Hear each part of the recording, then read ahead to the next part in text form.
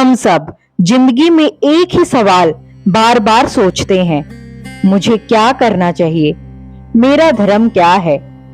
क्या मुझे सब छोड़कर भगवान का नाम लेना चाहिए या अपने कर्तव्य निभाते रहना चाहिए? ठीक यही सवाल अर्जुन के मन में भी था और गीता के आखिरी अध्याय में भगवान श्री कृष्ण ने इन सवालों का सबसे साफ जवाब दिया।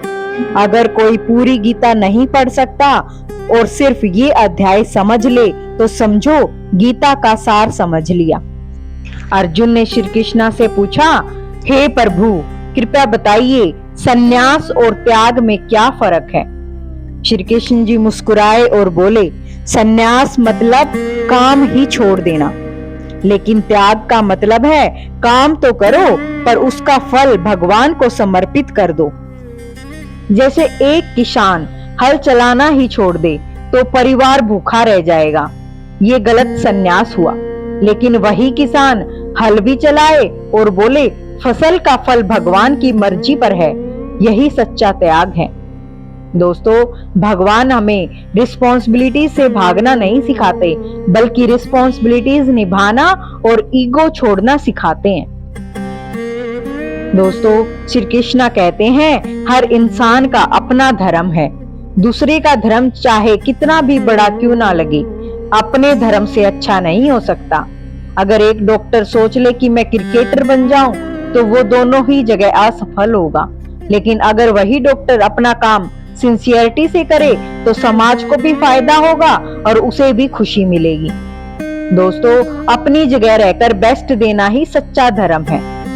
श्री कृष्ण ने बताया कि कर्म 3 तरह के होते हैं, सात्विक, राजसिक और तामसिक। सात्विक कर्म वो जिसमें बिना सेल्फिशनेस मोटिव हो, भगवान को अर्पित करके किया गया हो, जैसे किसी की हेल्प करना बिना किसी फेम के चाहे।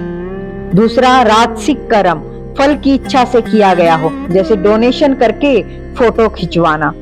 और तीसरा तामसिक कर्म अज्ञान और दूसरों को नुकसान पहुंचाने वाला, जैसे नशे में गलत काम करना।